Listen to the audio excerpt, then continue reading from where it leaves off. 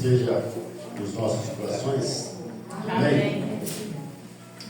Adoramos a Deus, o Senhor da igreja. Estamos aqui para adorar. Adorar o Senhor da igreja, o Senhor da nossa vida, o Senhor de todo o universo. E que nesta noite a nossa adoração seja gostosa, a nossa adoração seja sincera, a nossa adoração seja de fato que sai de dentro do nosso coração. Para isso, nós vamos fazer um momento de oração silenciosa. Depois pedimos ao presbítero Ismael que esteja fazendo uma oração, depois de alguns segundos de oração silenciosa, uma oração de invocação.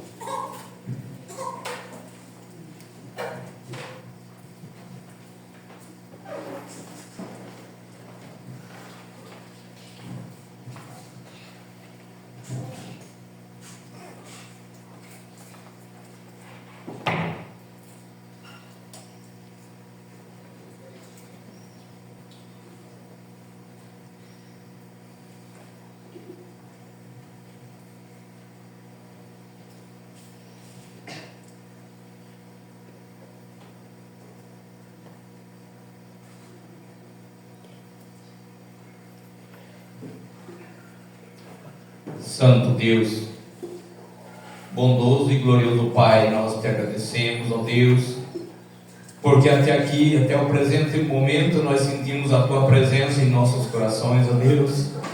Se nós estamos vivendo, Senhor, é pela Tua graça, ó Deus. E aqui estamos, Senhor, com uma finalidade única, ó Pai, é de adorar a Ti na beleza da Tua santidade. Ó Deus, faz, Senhor, que cada coração, cada vida que aqui chegaram, que o intuito nosso seja, inclusivemente, ó Deus, servir a Ti, adorar a Ti em espírito e em verdade, ó Deus. Ó Pai, olha, Senhor, veja se há em nós algum caminho mau, Senhor, conduz-nos pelo caminho direito, pelo caminho eterno, ó Deus. Ó Pai Santo, lembrando das igrejas esparramadas por toda a face da terra, que nesses dias, nesse momento, nesse hoje que é o dia do Senhor, ele possa estar unido numa só fé, numa só união, Pai, de pregar a Tua palavra. Pai, agora nesse instante nós rogamos uma bênção especial para o Teu servo que está na frente do Teu trabalho, Pai, para que o Senhor possa estar usando cada minuto de sua vida, Pai, para ser um servo valoroso nas Tuas mãos, Senhor. Pai, abençoa os demais companheiros de luta, de ministério, onde estiver um obreiro Teu, Tu possa estar consagrando, Pai. Tá bem, Pai, nesse instante rogamos uma bênção especial para a pregadora da Tua palavra, para que no momento exato ela possa estar disposta, Pai, possa abrir a Tua palavra e trazer palavra que Ele venha edificar nós mais e mais no Teu santo e glorioso caminho. Pai Santo, agora nesse instante lembrando da família do nosso irmão Simão, Pai, e que o Senhor esteja consolando aquele coração, esteja preparando, ó Deus, porque o Senhor me falaste, na casa do meu Pai há muitas moradas, e aqui, enquanto estiver nesse mundo, Pai, nós passamos por lutas, passamos por aflição, mas o Senhor conforta com a Tua palavra, tem bom ânimo, porque o Senhor venceu o mundo, e nós vamos vencer também. Pai, abençoa os demais. Quando, Senhor, que nesta hora, que nós estamos aqui, Senhor, gratos a Ti, estamos contentes, e muitos estamos, Senhor, tristes. Muitos desse Brasil não nosso, Pai, estão chorando, estão angustiados, Pai, mas o Senhor consola os corações. Senhor, dá um avivamento novamente para a Tua igreja, Pai. Pai, pedimos, Senhor, que perdoe nossos pecados, aumente nossa fé. É no nome santo de Jesus que nós oramos e agradecemos. Amém. Graça e paz a vós, da parte daquele que era e que há de vir, e da parte de Jesus Cristo, a fiel testemunha, o primogênito dos mortos e soberano dos reis da terra. Vamos cantar com a igreja o cântico de número 2.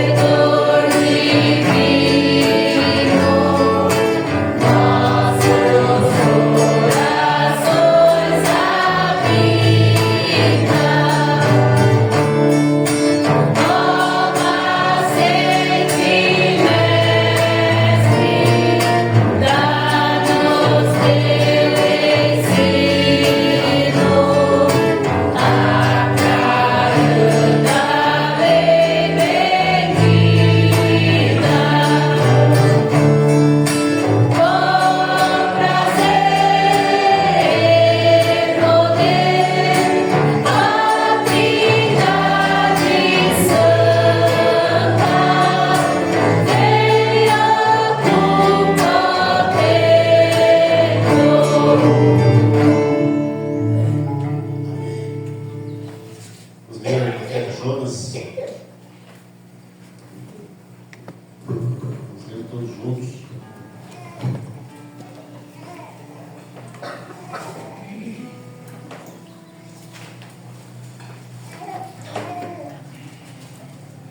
Jonas 3, do 1 ao 5, e depois o versículo 10.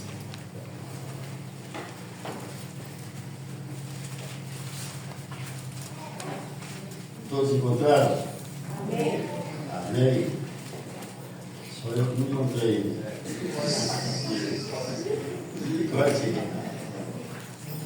Jonas 3, do 1 ao 5 e o versículo 10 também. Vamos colocar em pé a reverência à palavra de Deus? Todos juntos. Assim diz a palavra. Veio a palavra do Senhor segunda vez a Jonas, dizendo: dispõe-te para a grande cidade de Nínive e proclama contra ela a mensagem que eu te digo. Levantou-se Jonas e foi a Nínive, segundo a palavra do Senhor. Ora, Nínive era cidade muito importante diante de Deus e de 3 dias para percorrê-la. Começou Jonas a percorrer a cidade caminho de um dia e pregava e dizia: ainda 40 dias e Nínive será subvertida. Os ninivitas creram em Deus e proclamaram jejum e vestiram-se de pano de saco, desde o maior até o menor. Agora o versículo 10.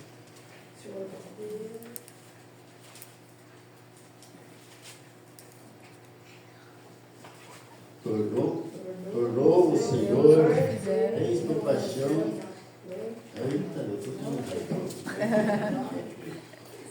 Viu? E Deus Fizeram como se converteram do seu mau caminho, e Deus se arrependeu do mal que tinha dito e não o fez. Amém. Viu Deus o que fizeram, como se converteram do seu mau caminho. E Deus se arrependeu do mal que tinha dito. Isso faria e não fez.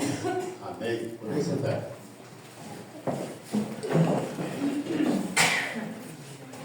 Momento, portanto, curto. É o momento da nossa confissão. Confissão dos nossos pecados. Somos uma igreja de Jesus, vivemos pela graça, mas pecamos. E aí nós precisamos pedir perdão para Deus. Esse é o momento, então, que vamos colocar diante do Senhor o nosso pedido de perdão. Se, pois, zeloso e arrepende-te, eis que estou à porta e bato. Se alguém ouvir a minha voz e abrir a porta, entrarei e cearei com ele e ele comigo. Vamos ter um momento de oração silenciosa e depois teremos uma ação de perdão. Pedindo perdão para Deus dos nossos pecados esses que cometemos por palavras, por atos, por pensamentos. Pecados que cometemos por omissão, muitas vezes somos omissos nessa nossa caminhada. E depois, nesse momento de perdão, nós pedimos para Elisângela, a presbítera Elisângela, estar fazendo uma oração de perdão.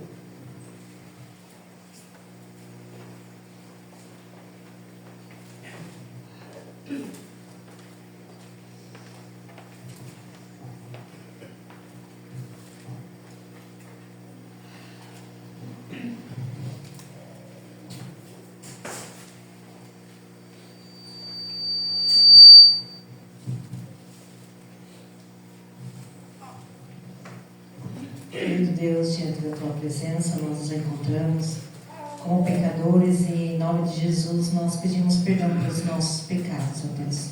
Nos perdoa, Deus, porque nós temos pecado por atos, por gestos, por atitudes, muitas vezes por negligência, ó Deus.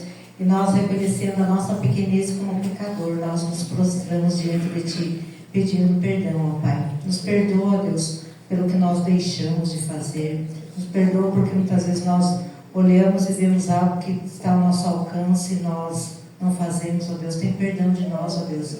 Dá o discernimento para nós cada dia mais reconhecermos que somos pó, Deus, que precisamos de Ti, ó Pai. E também te agradecer, ó Deus, porque diz a Tua palavra que o Senhor é fiel e justo para nos perdoar de todos os nossos pecados. E de todos os nossos pecados, nesta hora, nós pedimos perdão. Em nome de Jesus. Amém. Novamente, em pé, veremos o Salmo 62, do versículo 5 ao 12, todos juntos. Salmo 62, dos versículos 5 ao 12. Colocamos em pé, reverência à palavra de Deus. Todos juntos. Somente em Deus, a minha alma espera silenciosa, porque Ele vem a minha esperança. Só Ele é a minha rocha e a minha salvação, e o meu alto refúgio. Não serei jamais abalado. De Deus depende a minha salvação e a minha glória. Estão em Deus a minha forte rocha e o meu refúgio. Confiai nele ao povo de todo o tempo. Derramai perante ele o vosso coração. Deus é o nosso refúgio. Somente vaidade são os homens de Deus. Falsidade os inimigos. Pesados em balança, eles juntos são mais leves que a vaidade. Não confieis naquilo que expandiz, nem vos glorieis na rapina. Se a vossa riqueza prospera, não ponhais nela o coração. Uma vez falou Deus, duas vezes ouvis, que o poder pertence a Deus. A ti, Senhor, pertence a graça, pois a cada um retribui segundo as suas obras. Amém. Podem sentar.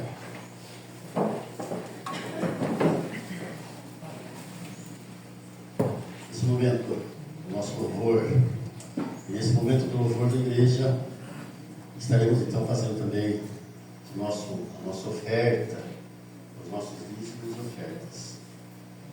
Quem que dá o nosso louvor?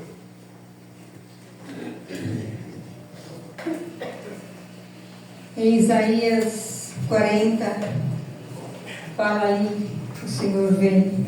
Voz do que clama no deserto, preparai o caminho do Senhor, endireitai-o, ermos vereda ao nosso Deus. Como um pastor apacentará os seus rebanhos, entre os seus braços, colherá os cordeirinhos, e levará aos seios, assim os que amamentam, guiará mansamente. Eis que o Senhor Deus virá com poder. Deus está aqui, movendo entre nós, e é por isso que nós o adoramos. Vamos nos colocar em pé em tua presença, vamos estar cantando esse cântico. Estás aqui, movendo entre nós. E esse Deus que nós o adoramos, esse Deus que tem nos preparado para essa vida, que é a vida eterna com Cristo. Esse é o momento também de nós estarmos, se puder estar ofertando, esse é o momento também.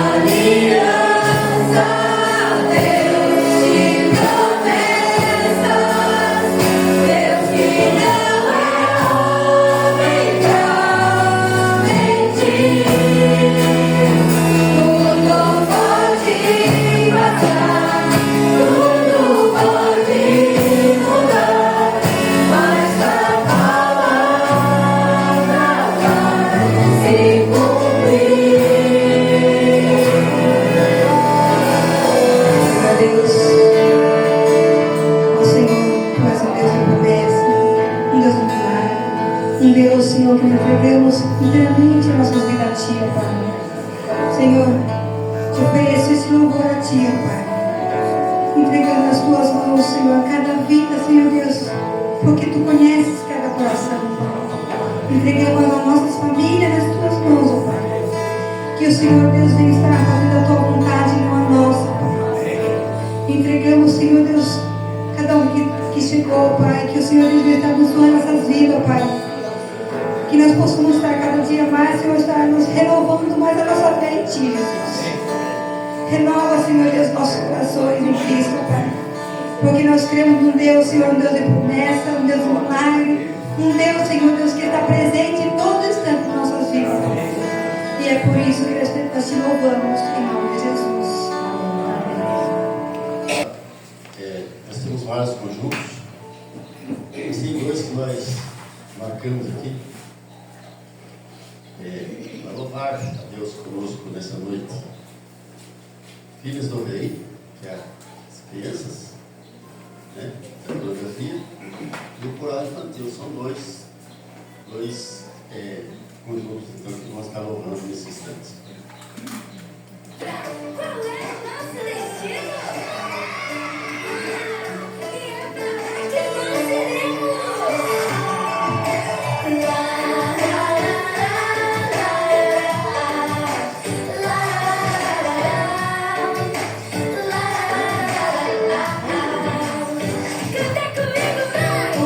Meu destino é o céu, nada pode me parar.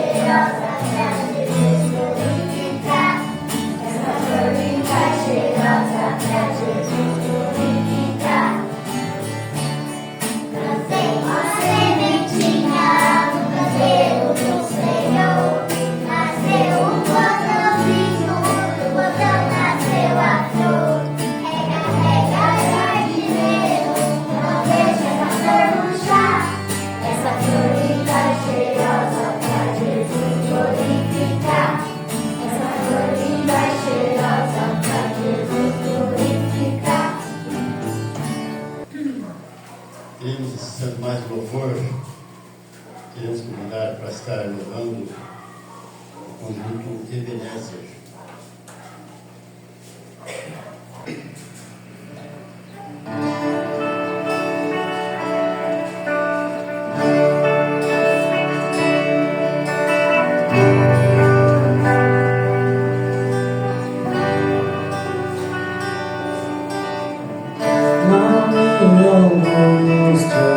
Clamei ao Senhor e Ele me respondeu.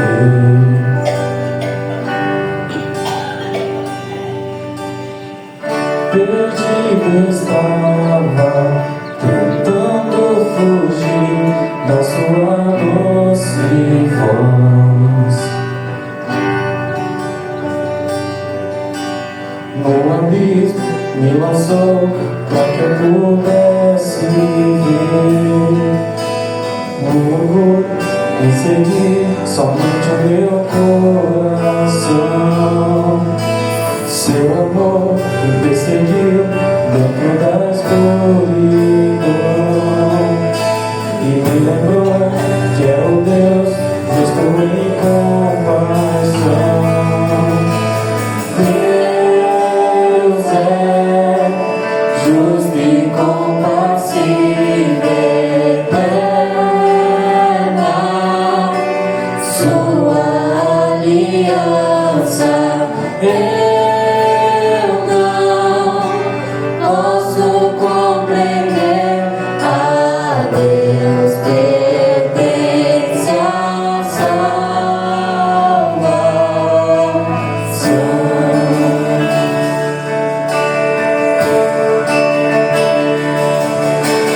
No abismo me lançou para que eu pudesse ver. O orgulho perseguir somente o meu coração. Seu amor me perseguiu dentro da escuridão e me lembrou que é um Deus rico em compaixão.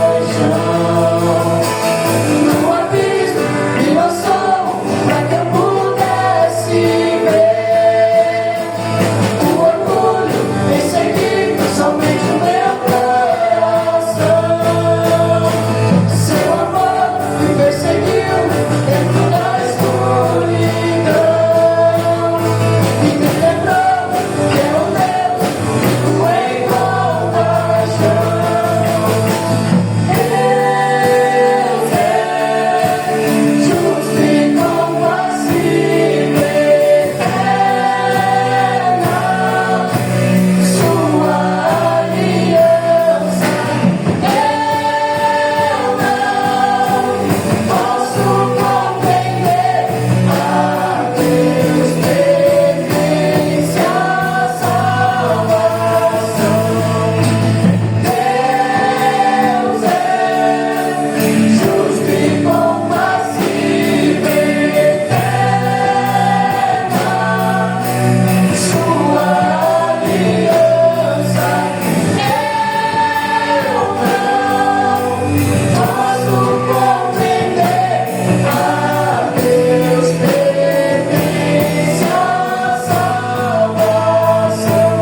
Somente a Deus pertence a salvação.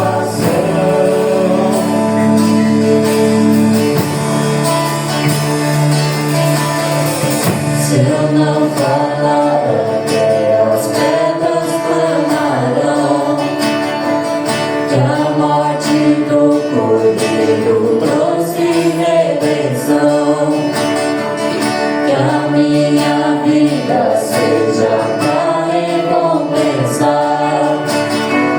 Proclamarei até meu tempo terminar. Tudo que tenho oferecer.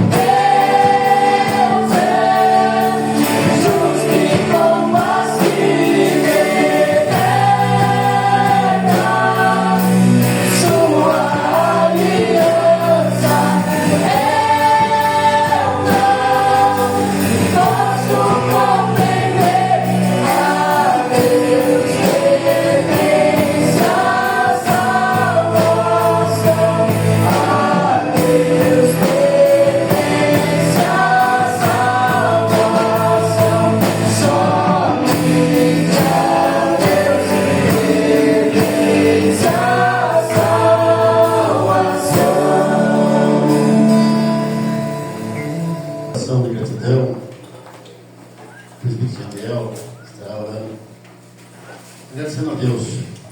Nós queremos incluir nessa oração o Príncipe Miguel, além da gratidão por estarmos aqui nessa noite, louvando e aqui preparando para ouvir a palavra do Senhor. Nós queremos também agradecer a Deus, porque esta é a igreja do Senhor. A irmã Sirene colocou aqui algumas orações, o sogro da filha dela,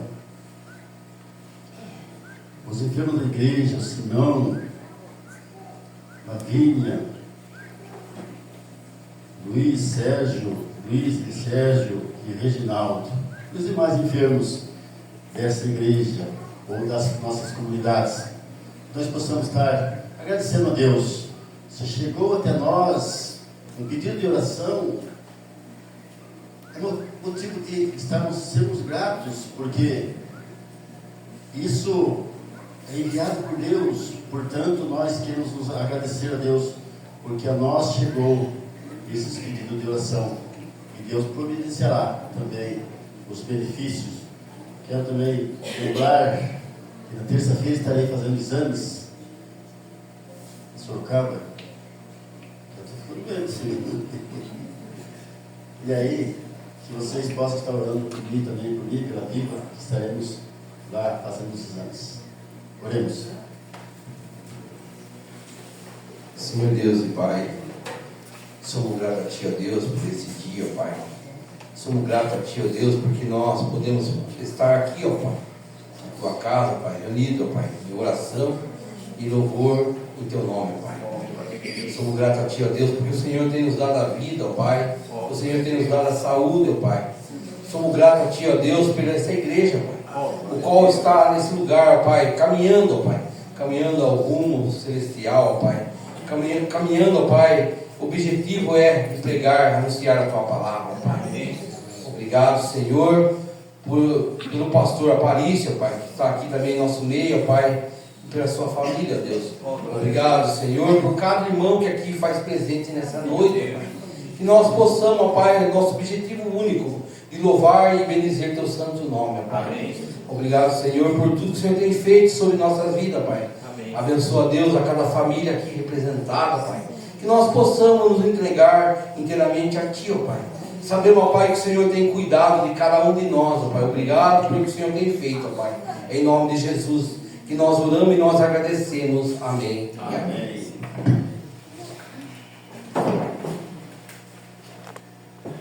Somos orientados pela palavra de Deus. Esse é um momento importante para a igreja reformada, a nossa igreja. A palavra, o momento da palavra é o ápice do culto a Deus. Nesse instante, queremos convidar a Mariana para vir à frente. Estamos orando, intercedendo por ela. Que Deus ilumine a vida dela. Pode. Aqui se manda, se liga se quiser. Vamos estar orando então. Oremos. Senhor Deus, nosso Pai Celestial, a Tua graça tem alcançado a vida da Mariana, Pai, da sua família, do seu esposo, dos seus filhos. Mas esse instante, Senhor, que o Teu Santo Espírito possa inspirar essa Tua filha para transmitir a nós palavras de amor, de esperança, de fé, palavras que venham reanimar o povo, Pai. E portanto nós colocamos ela nas Tuas mãos, pedindo que o Senhor lá ilumine, mas também colocamos os nossos corações nas Suas mãos, para que também a nossa mente esteja preparada para ouvir a palavra, ouvir e aceitar, ouvir e crer, ouvir e ser abençoado por ela. Nós oramos agradecidos em nome de Jesus. Amém. Alô. Boa noite. Boa noite. Pode pôr para mim, por favor? Obrigada. Bom, é uma alegria novamente estar aqui. Quero agradecer à igreja pela oportunidade, pelo convite do pastor. E esse pastor, hein? Vocês me contrataram. Isso é bom demais. Vai começar a me dar trabalho. Vai me dar mais trabalho, né? Porque eu falei esses dias para ele, falei, pai, meu chamado com Deus está em ordem. Eu sei do meu chamado. Eu sei o que Deus está me pedindo, qual é o meu ministério. E ele falou, mas vai lá dia 19 pregar. Então, ou seja, eu entendo o meu chamado, mas também tem mais trabalho do pastor que vocês contrataram. Mas é uma alegria, vocês sabem disso. É um amor muito grande que eu tenho por cada um aqui. Bom, essa é a minha comunidade, né? A comunidade que eu pertenço e que vou pertencer sempre. Amém. Eu preparei essa mensagem depois de muita oração, pensando muito sobre o que falar nessa noite, mas muito inspirada também num livro que eu estou lendo que fala sobre como a nossa mente é um campo de batalha. É o bem versus o mal. É Deus versus o inimigo. São pensamentos saudáveis versus pensamentos doentes, prejudiciais. E baseada nessa leitura, eu procurei resumir o máximo que eu pude algumas informações que eu acho que assim, me enriqueceram muito, me fortaleceram na minha fé. E também eu acredito que hoje pode ser um conteúdo que vai fortalecer a fé de todos nós. Então eu convido os irmãos a fecharem os olhos para a gente pedir para Deus que o Espírito Santo dele esteja conosco durante essa mensagem. Paizinho, obrigada por esse momento, obrigada por estarmos aqui reunidos. Coloque em tuas mãos, a partir de agora, Senhor, tudo que o Senhor for usar a minha voz, que o Senhor utilize para alcançar conforme a tua vontade. E que cada um aqui tenha a interpretação do seu Espírito Santo, Senhor. Em nome de Jesus é que eu te peço. Amém. Amém. Bom, o tema é abandonando a mentalidade de deserto. O que é mentalidade de deserto?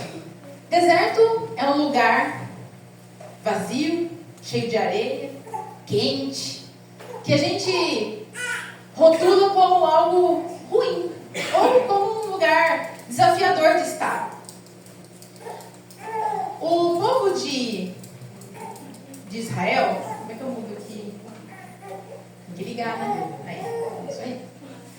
O povo de Israel ficou no deserto.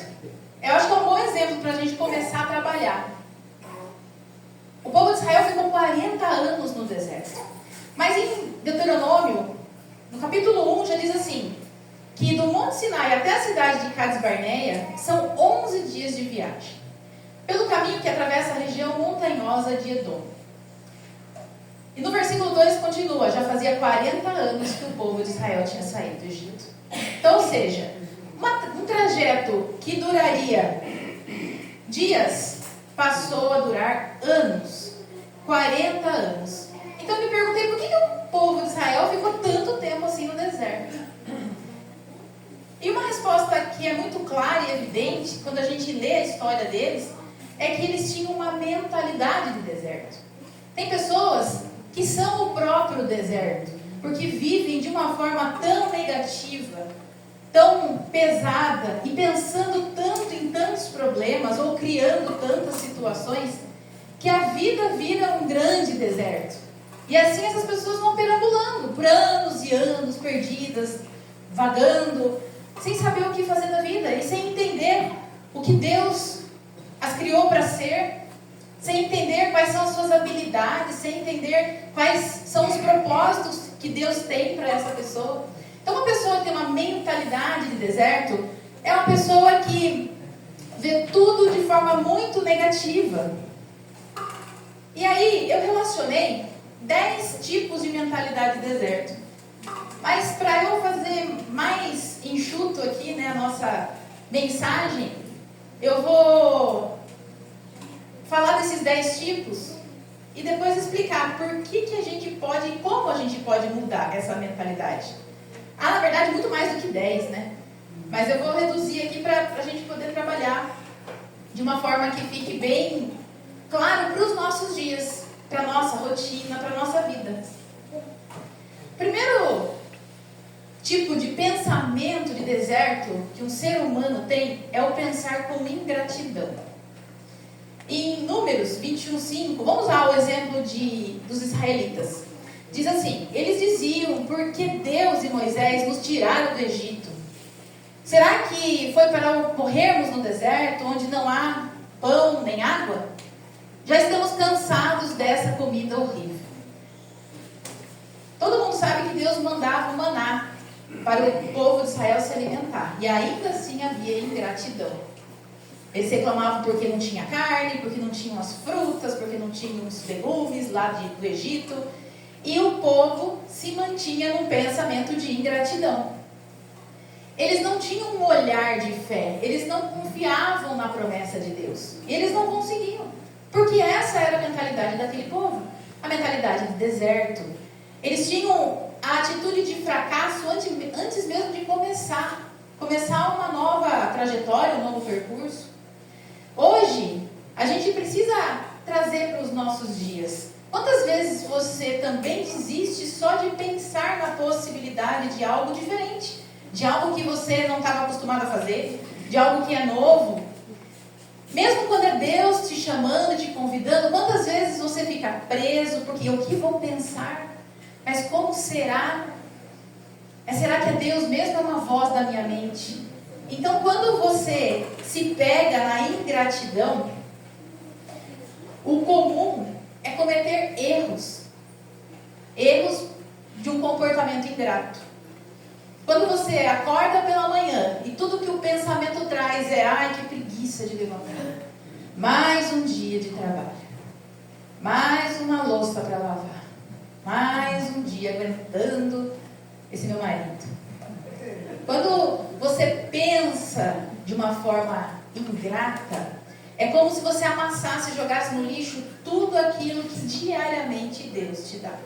Então, pensar com ingratidão é um dos tipos da mente de deserto. O segundo tipo da mente de deserto é pensar com falta de responsabilidade. Está pequenininha a letra ali, mas eu vou abrir aqui em Êxodo.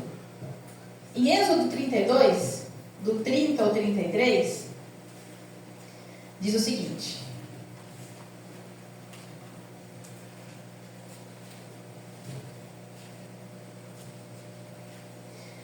Moisés voltou para o lugar onde o Senhor estava e disse assim: este povo cometeu um pecado terrível. Eles fizeram um Deus de ouro e o adoraram. Por favor, perdoa o pecado deles. Porém, se não quiseres perdoar, então tira o meu nome do teu livro, onde escreveste o nome dos que são teus.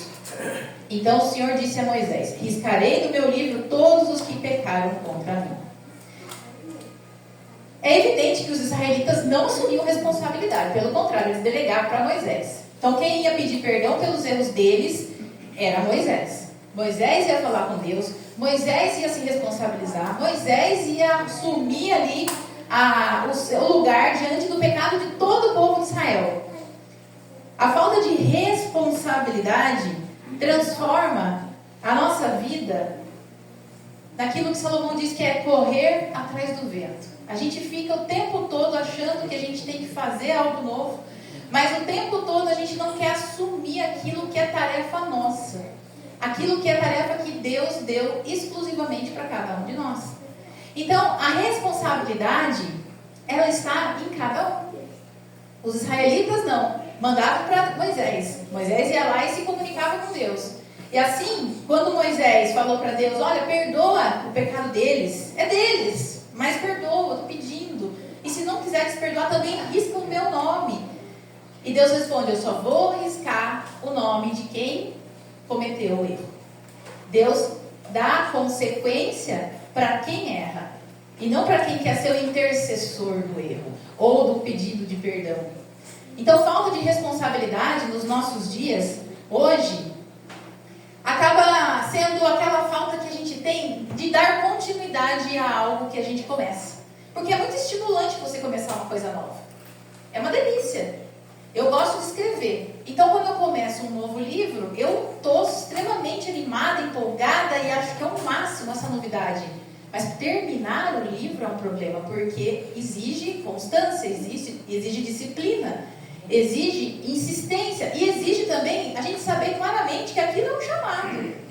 Então, qual é na sua tarefa algo que você às vezes dá início, mas não tem durado, não tem permanecido fazendo? Porque o permanecer exige responsabilidade e a gente às vezes abre mão dessa responsabilidade. Ou ainda transfere a responsabilidade para alguém, né? Ah, deixa que a minha mãe faz oração por mim. Deixa que alguém vai lá e resolve por mim, né? Meu marido tem muito essa cultura, né? Ele teve uma avó que fazia oração para todo mundo na família dele. Então, ele ainda hoje pensa assim, vai lá e faz a oração por mim. Alguém vai fazer e Deus vai ouvir. Claro que nós estamos aqui também porque muitos oram por nós. Claro que as orações das pessoas nos fortalecem.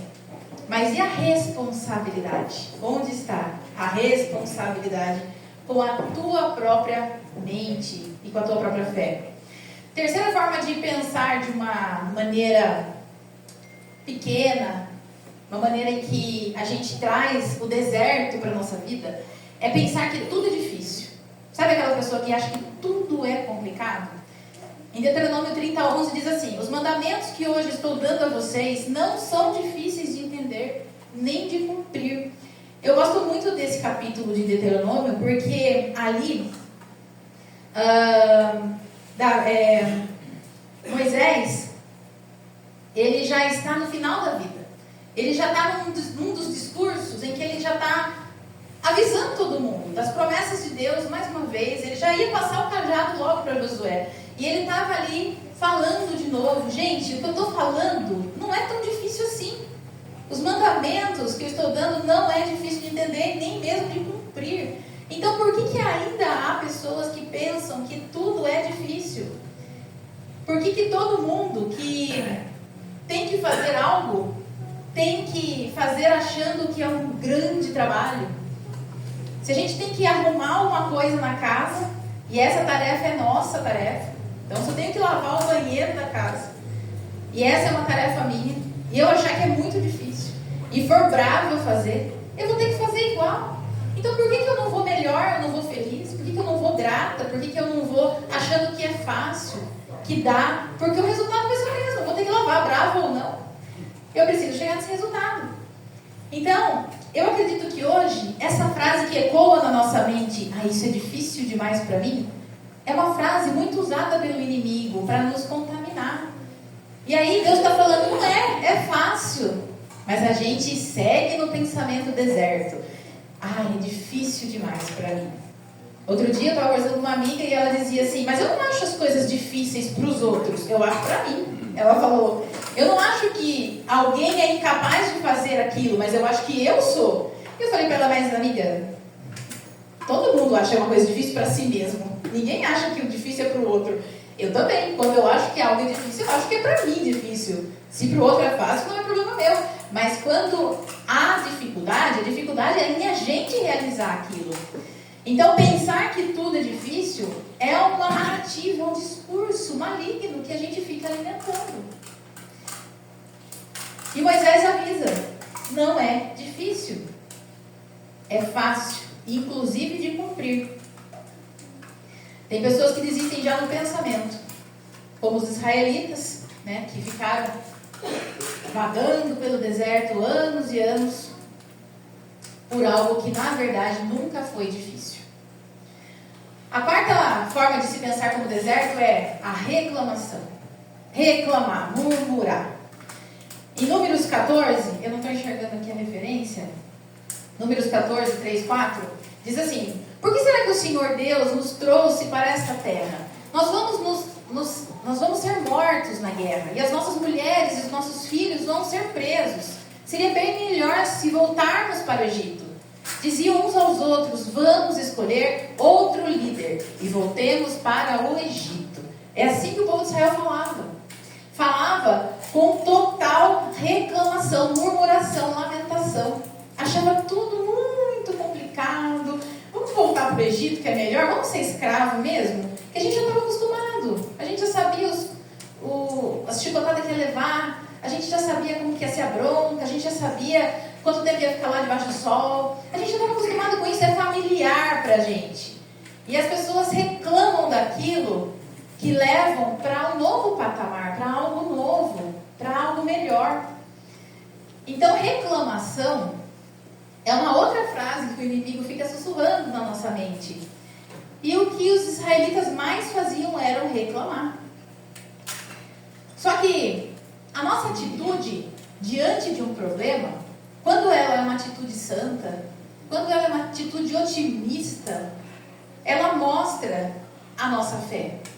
O problema da gente ser uma pessoa reclamona demais no nosso dia a dia é que a gente arrasta quem está perto junto. A gente traz para o deserto.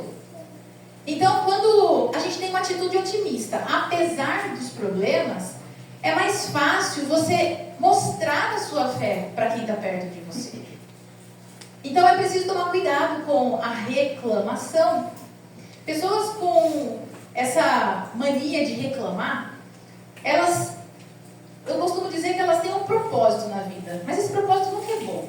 Elas têm um propósito de achar algum defeito na vida delas. Por exemplo, a pessoa que tem medo de pegar uma doença. Ela tem tanto medo de pegar uma doença que o propósito dela é sempre investigar se ela tem uma doença. É o propósito de vida, ela tem que achar aquela doença. Ela não tem nada, ela passa a vida ótima, a saúde é impecável, mas é o propósito. Então ela reclama, mas eu não estou legal. A pessoa que, por exemplo, é uma pessoa miserável, acha que não tem dinheiro para nada. É uma pessoa que a vida inteira vai falar, mas tá difícil, minha conta tá apertada, meu saldo não tá bom, tá acabando, eu não tenho dinheiro para aquilo. É a pessoa que tem um propósito, a miséria. Ela tem uma mentalidade de deserto. O propósito dela é reclamar do dinheiro, ou da falta do dinheiro, reclamar sobre a escassez da vida dela. Por exemplo, uma pessoa que fica esperando o erro do outro. Eu tenho uma paciente que ela fala pra mim assim, eu só tô esperando meu marido pisar na bola. É o propósito da vida dela, ela quer pegar a falha dele. É um propósito. Uma hora ela vai pegar. Porque chega um momento que Deus tem um propósito, que a gente chama de propósito horizontal, vem do alto, vem pra nossa vida. É aquela vocação que Deus nos dá. É a história, é o plano dele para nós. Só que a gente pega esse propósito aqui vertical, que vem do alto para nós, e a gente transforma ele num propósito horizontal, e a gente quer cada dia da nossa vida determinar tudo o que a gente tem que fazer. E aí vai dando tudo errado e a gente faz o quê? Reclama. Ai, porque tá dando tudo errado. Ai, porque eu vou estar doente. Ai, porque vai faltar dinheiro. Ai, porque eu vou pegar o erro daquela pessoa. Ai, porque nada dá certo para mim. E assim, as reclamações são uma forma de você pensar como um deserto.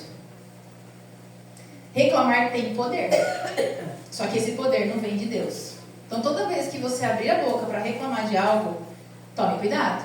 Porque você vai estar usando de um poder que não vem de Deus.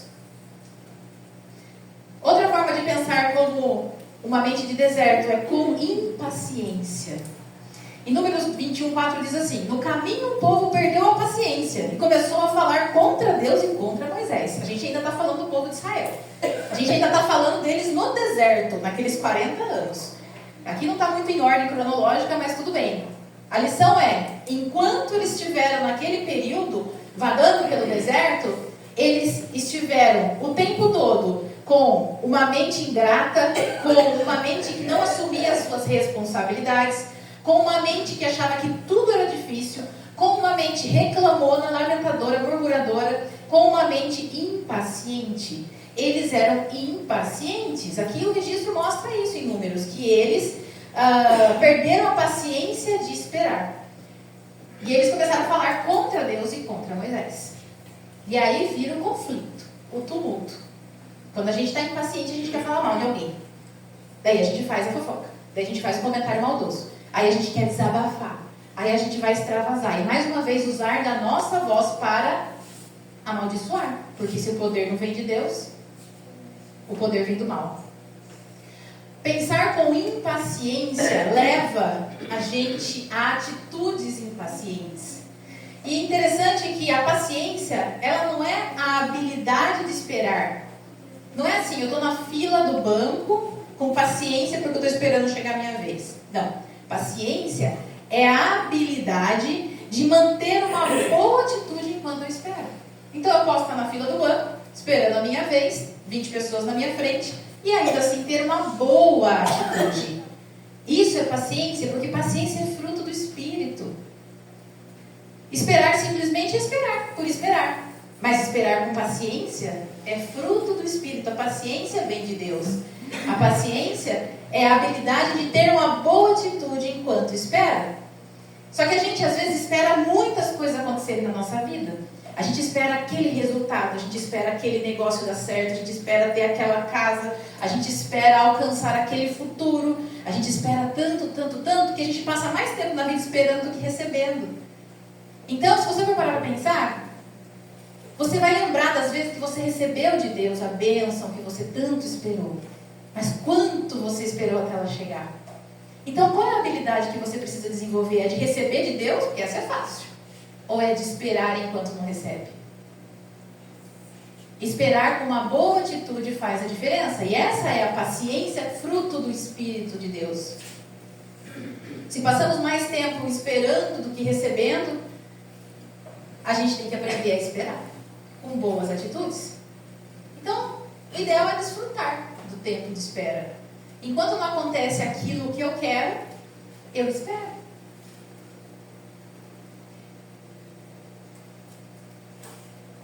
Esperar faz parte da vida. Se a paciência é fruto do Espírito, a impaciência é fruto do mal. Então, antes da impaciência, pense como você deve ou como você está esperando. Sexta forma de pensar com mente de deserto. Pensar que você nunca tem culpa de nada. Em Números 13:31 diz assim: porém os outros que tinham ido com ele disseram: não podemos atacar aquela gente, pois é mais forte do que nós. Aqui nesse trecho, Moisés manda 12 espias para espiar a terra de Canaã. Quando eles estão lá espiando, eles veem o povo da terra prometida. E eles acham aquele povo muito forte. Eles acham que eles são muito grandes. E aí ele fala assim, eles são mais fortes do que nós. Então eles voltam e dão notícia. Olha, o povo de lá é bem grande, hein? Essa terra prometida aí eu não sei não, porque talvez não seja para nós. Mas por quê? Ele está dizendo, a culpa não é minha. Eu fui lá, eu espiei, fiz minha tarefa, mas fazer o quê que eles são grandes? Então, acho que não é para ser. Eu terceirizo minha culpa. A culpa é deles, eles que são mais fortes. Se eles fossem fraquinho, magrinho, mirradinho, era a nossa terra, porque a gente já chegava e invadia. Mas agora a gente vai ter que enfrentar esse povo forte, grande. E assim que os israelitas pensavam. A culpa é sempre de alguém, ou a culpa é sempre de algo. Culpa deles que são fortes. A gente não pode entrar. Nesse livro que eu li, eu até trouxe aqui. A autora conta que a vida dela toda, ela culpou alguém. Eu até queria ler um trecho de alguns exemplos que ela dá. De sempre ter culpado alguém durante a vida dela. Ela usava muito aquela expressão, se fosse diferente, minha vida ia ser melhor. Então ela falava assim, se eu não tivesse sido abusada quando eu era criança, eu não seria uma mulher mal-humorada. Ela teve um abuso na infância. E hoje é uma ministra de Deus. E ela pensava isso. Se meus filhos me ajudassem mais, eu agiria melhor na minha casa. Se meu marido não jogasse tanto futebol aos sábados, eu não seria tão solitária. Se meu marido me comprasse mais presentes, eu não seria tão negativa. Se eu não tivesse que trabalhar, eu não estaria tão cansada, irritada. Se eu pudesse sair mais da minha casa, eu não ficaria tão chateada. Se apenas tivesse mais dinheiro, se nós tivéssemos uma casa própria, se pelo menos não tivéssemos tanta coisa acumulada em casa, se tivéssemos vizinhos melhores, se tivéssemos amigos diferentes, e se, a culpa da vida dela sempre era dos outros. E nunca era dela. Era sempre a culpa de alguém. É uma mente de deserto. Quando a gente responsabiliza terceiros por aquilo que não é da responsabilidade de ninguém. Se não fossem tão grandes, a gente até podia entrar, né? E a confiança em Deus? E a confiança na promessa de Deus? E o olhar dos israelitas estava sendo um olhar de fé? Ou um olhar humano, focado no deserto? Sétima forma de pensar como deserto. Pensar que não merece as bênçãos de Deus. Aqui é uma continuação desse mesmo capítulo de Números 13. É os versículos 32 e 33. Que diz assim, lá no finalzinho ele fala assim, aqueles homens gigantes lá da Terra Prometida, eles são tão grandes que nós nos sentimos pequenos, nós nos sentimos como gafanhotos. E para eles também nós devemos ser como gafanhotos. Então, ou seja, quando eu penso que eu não mereço as bênçãos de Deus, eu me comparo com alguém que eu me acho menor do que esse alguém. Quando eu me comparo e eu me vejo menor, como um gafanhoto, eles são tão grandes, fortes, está tudo tão bem lá. E eu sou só um gafanhoto, eu sou tão fraco. Quando eu penso que eu não mereço, eu estou me comparando. Os israelitas se compararam com aquele povo que eles estavam espionando. E ainda pior, se compararam pensando em si mesmos como gafanhotos. Mas sabe, a gente tem que pensar que Deus quer nos dar a graça. A gente que às vezes não quer receber. É fácil a gente negar com vergonha, achando que não merece. Eu não mereço isso. Mas você já pensou que pode ser um presente de Deus? Às vezes, a gente está ali tão ocupado com a rotina, a gente trabalha porque tem que sustentar, a gente cuida da família, cuida da casa, cuida de todos, faz o que pode. E aí, quando a gente tem algum privilégio, por exemplo, uns dias de descanso.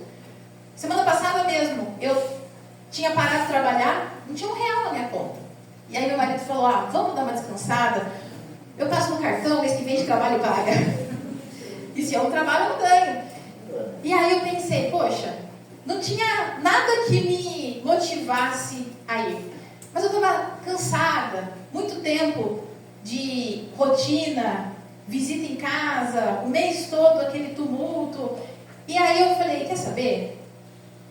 Eu quero receber, é graça de Deus essa oportunidade de descansar, de mudar um pouco o ambiente, de tirar um pouco a rotina que eu venho seguindo. A gente tem vergonha de receber de Deus, mas a gente acha que a gente não merece.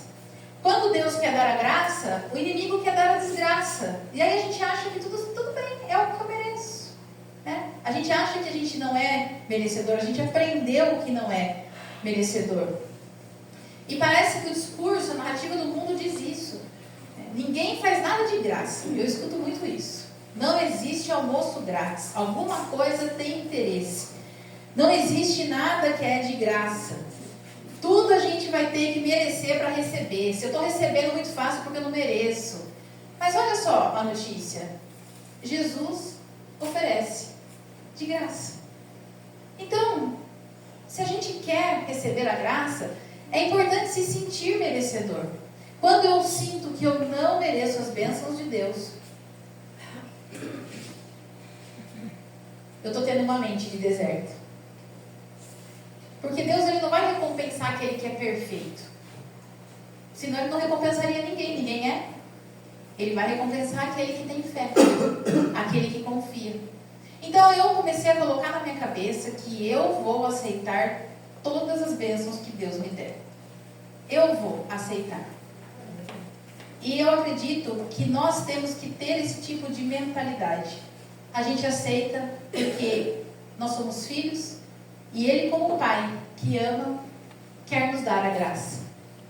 E dessa vez não é pago, é de graça. Oitava forma de pensar com mente de deserto. Pensar com autopiedade.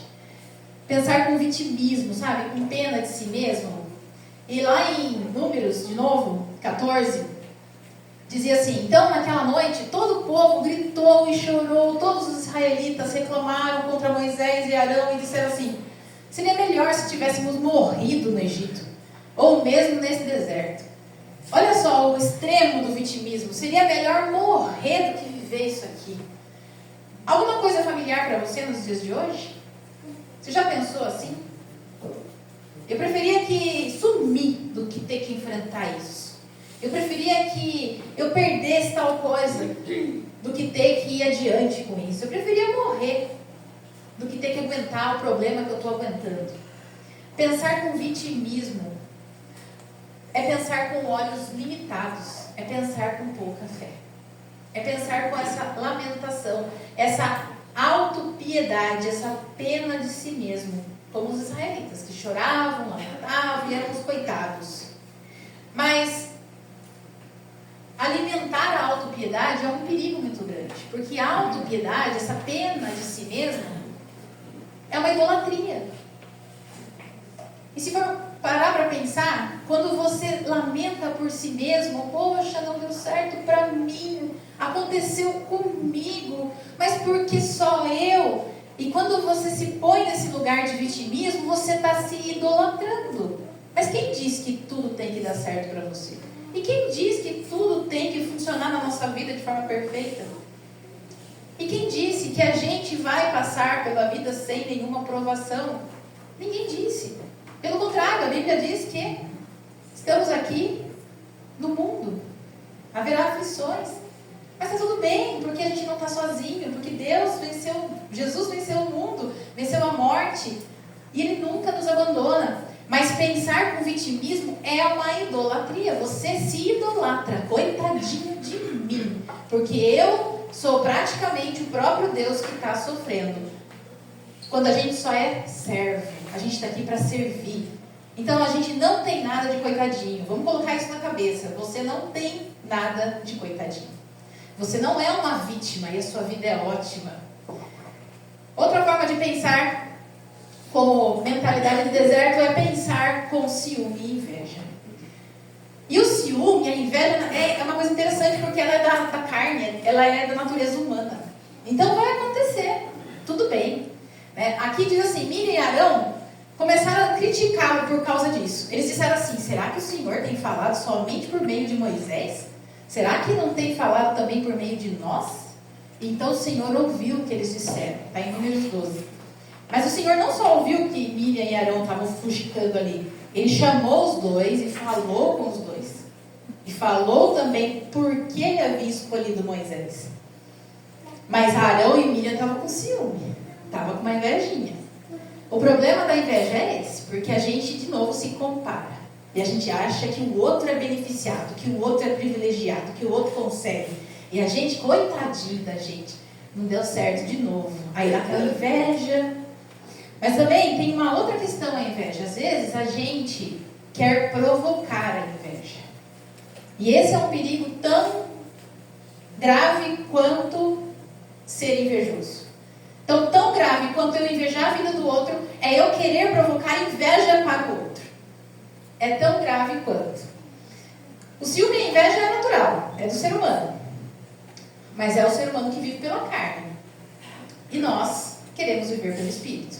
E nós queremos pensar pela fé. Então, o sistema do mundo diz assim que o melhor lugar para se estar é na frente dos outros. Eu tenho que ganhar, eu tenho que competir, eu tenho que insistir, eu tenho que conseguir. Eu tenho que me sentir à frente, eu tenho que avançar. E aí, com isso, ao contrário disso, a Bíblia ensina que Deus, Ele planeja para cada pessoa o que Ele quer. Então, toda vez que vier esse pensamento de ciúme em você, ou até mesmo de inveja, lembre das palavras de Jesus, de que maior é aquele que age como o menor, aquele que serve. E faça uma oração quando você sentir aquela sensação de que, estou com inveja daquela pessoa, ela conseguiu algo que eu desejava tanto. Agradeça a Deus, porque Ele tem algo diferente para você. Se fosse igual para todo mundo, não teria graça. Ainda bem que o plano dele é exclusivo, é personalizado, é próprio para cada um. Então, não fique preocupado em se comparar ou invejar o que os outros estão vivendo. A promoção não vem dos homens, a promoção vem de Deus. Então, a gente tem que querer ser promovido por Deus. Para isso, seremos provados. Por último, 10ª mentalidade do deserto. Está acabando. Pensar com teimosia e rebeldia. E aqui em Salmos, capítulo 78, diz assim: mas os nossos antepassados continuaram a pecar contra Deus. Eles se revoltaram no deserto contra o Altíssimo. Salmo 78, ele relembra a história do povo de Israel. Ele traz de novo, lembra o que aconteceu com os nossos antepassados. E aí ele recorda toda essa trajetória dos israelitas no deserto por 40 anos. E eles continuaram a pecar contra Deus. Se revoltaram. Onde? No deserto. Mentalidade de deserto. Teimosia e rebeldia. Foi o que praticamente levou os israelitas a morrerem no deserto. A teimosia e a rebeldia. Frutos de uma vida de desobediência. Então, quando a gente bate o pé e quer do nosso jeito, a gente está querendo ocupar um lugar de Deus. A gente quer que as coisas saiam conforme a nossa expectativa, conforme a nossa vontade, conforme aquilo que nós consideramos o certo.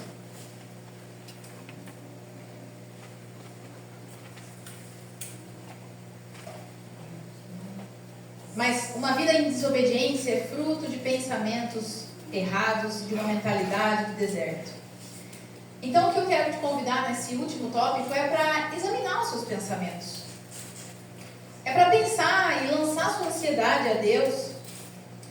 Entender que uma vida de obediência, ela é frequente. Não acontece uma vez só.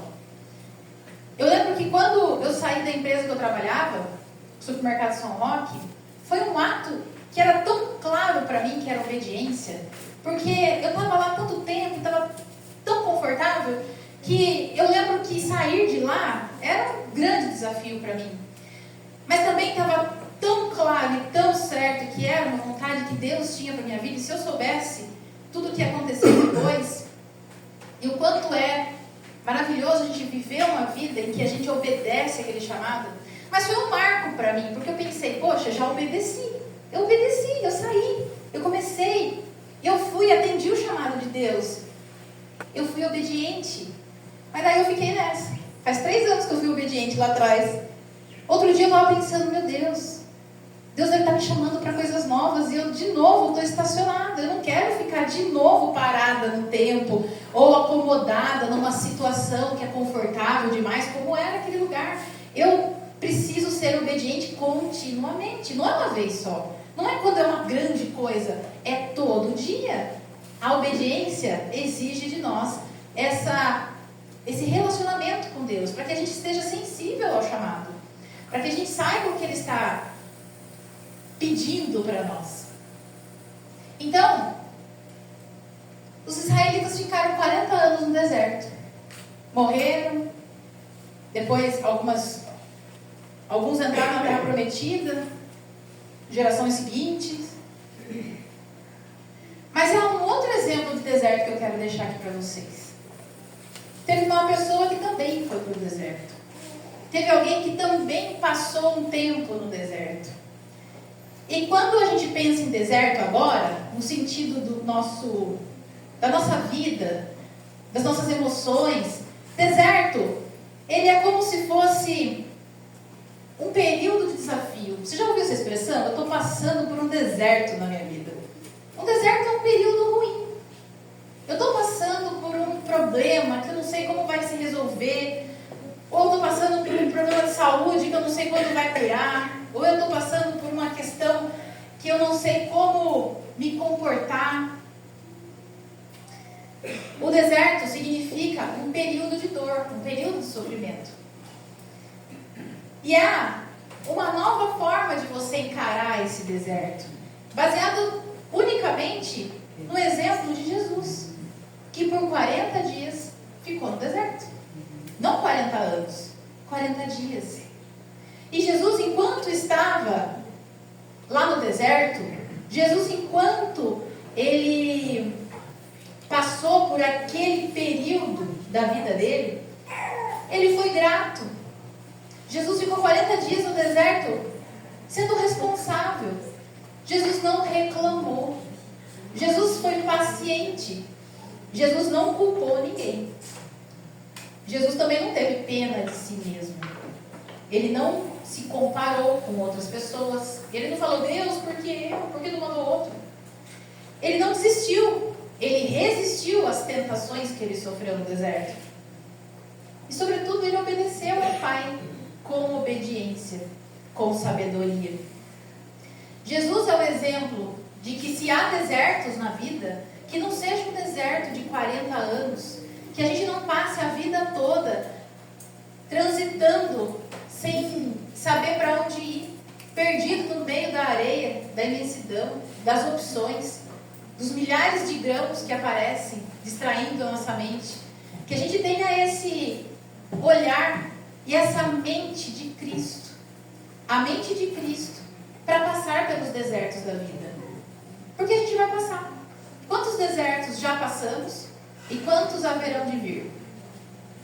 Agora, numa mentalidade de deserto, você vai ficar anos. Pode ser que mais de 40, pode ser que uma vida toda, pode ser que você morra no deserto. Numa mentalidade de Cristo, você sai do deserto.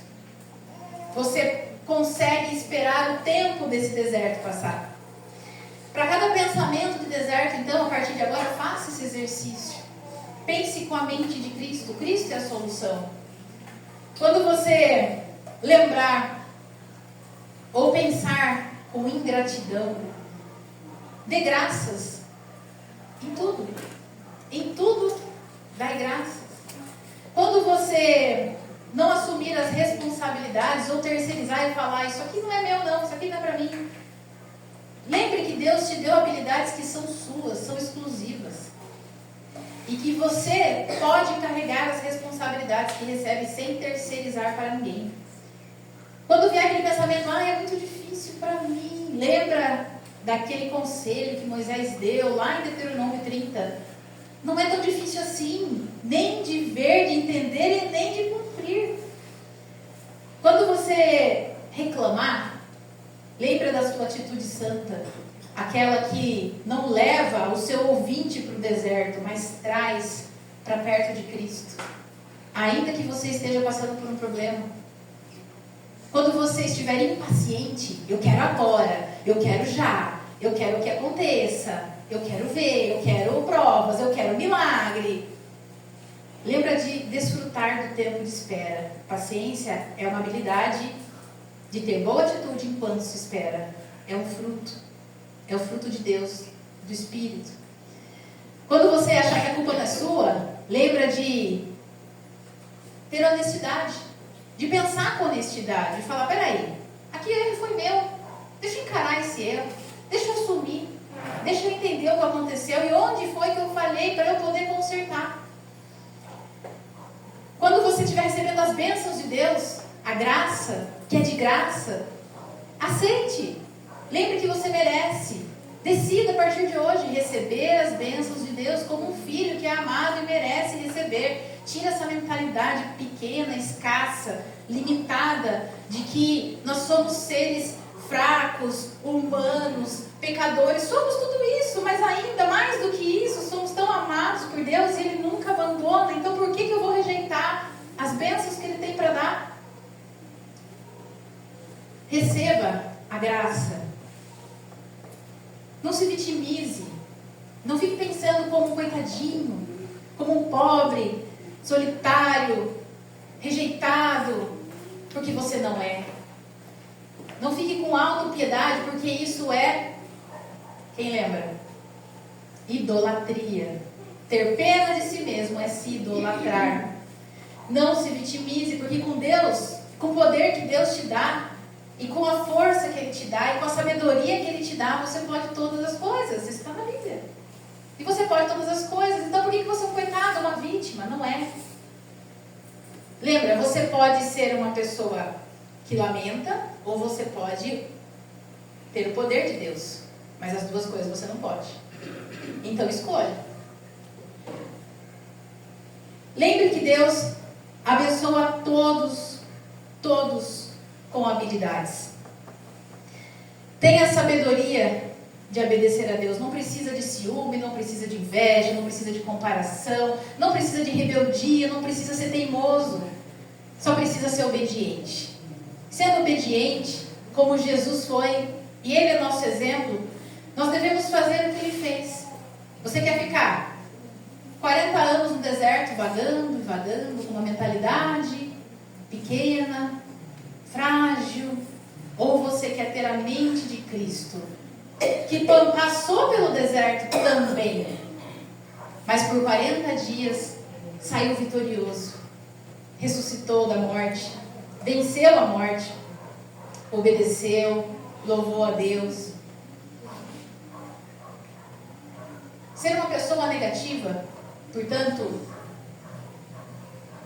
tem um poder muito grande. Você pode levar a tua vida toda caminhando pelo deserto. E esse poder negativo, mais uma vez, traz outras pessoas junto com você. Então, nos detalhes, no cotidiano do dia a dia, nas pequenas ações que você tiver, lembre, tem pessoas te vendo, tem pessoas te ouvindo, tem pessoas sentindo o que você transmite. Qual é a mentalidade que você tem transmitido? É a de deserto? Ou é a de Cristo, transbordando o amor de Deus por você? E esse amor que vem de Deus é um amor que a gente contamina, é um amor que ensina, é um amor que propaga, é um amor que faz outras pessoas quererem também mais desse amor. Outro dia eu li uma frase que eu achei interessante, dizia assim: seja uma pessoa salgada, porque o sal, que é o que nós devemos ser, sal e luz no mundo. O sal, em exagero, ele dá sede. Então seja uma pessoa salgada para que as pessoas tenham sede de buscar mais esse amor. Seja uma pessoa salgada a transbordar essa mente de Cristo, vivendo bem, transbordando bem, tendo pensamentos otimistas, cheios de esperança, com fé, uma mentalidade forte, uma mentalidade copiada de Cristo, para que as pessoas tenham sede de saber mais sobre o amor de Deus. E é por isso que nós devemos pedir. Convido a igreja a fechar seus olhos, para que nós possamos pedir para Deus mais dele sobre a nossa vida. Senhor, estamos aqui, diante da Tua presença, da Tua grandeza, como servos Teus. Nós temos um grande trabalho a fazer, Senhor, e nós queremos fazer esse trabalho, nós estamos aqui dispostos a Te servir. Mas a gente quer abandonar aquela mentalidade pequena do deserto, que vai deixar com que a gente perca tempo, perca as nossas habilidades, perca a nossa vocação, perca aquilo que o Senhor nos deu de propósito. E a gente não quer mais perder tempo, a gente quer Te servir.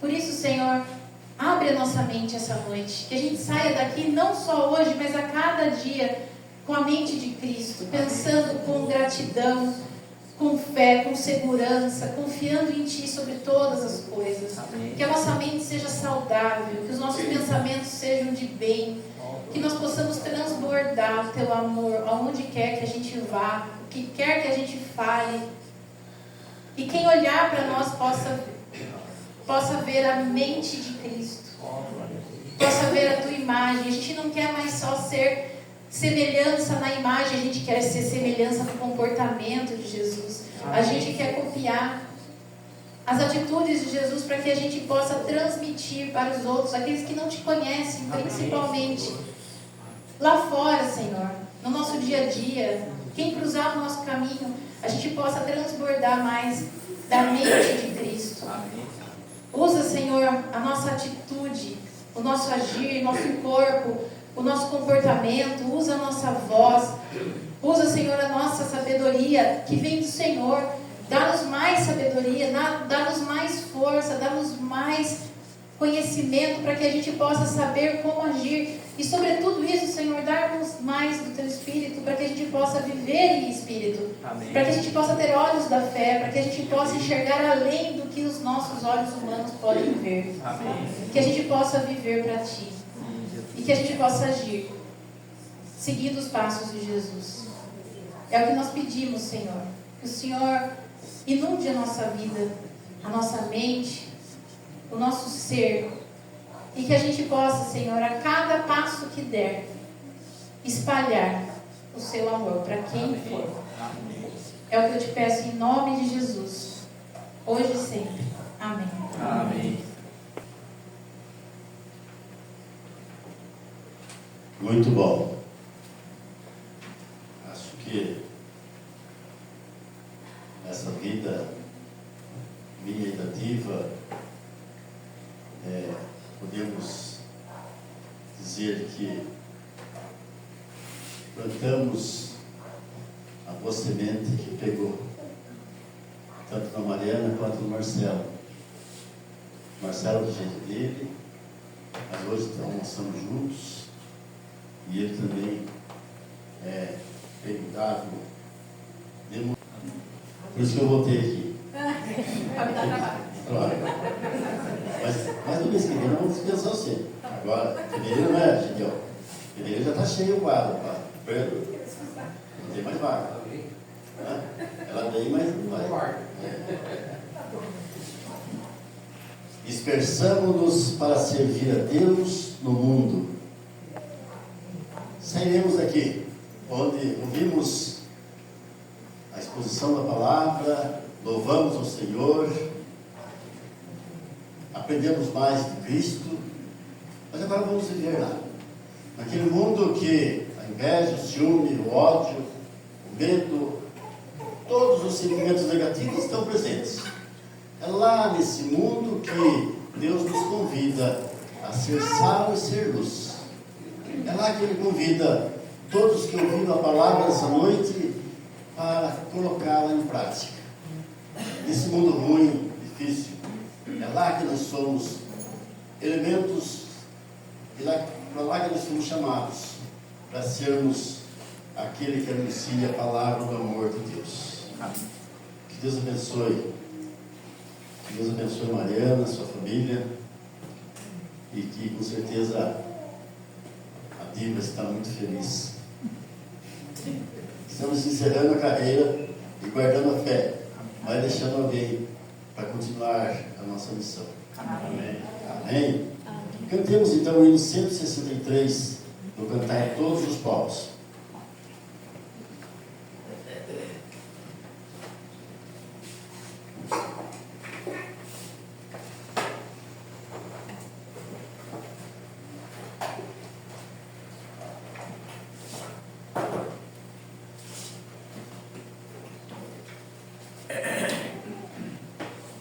Vamos cantar em pé esse hino. Depois da oração do Pai Nosso está encerrado nosso culto dessa noite. Lembrando que na terça-feira teremos trabalho, na quarta também. Na quarta vai ser na casa de quem? Da sua mãe. Aqui. Na quarta também. E na quinta não há, né? Aí sábado com a juventude. Muito bom.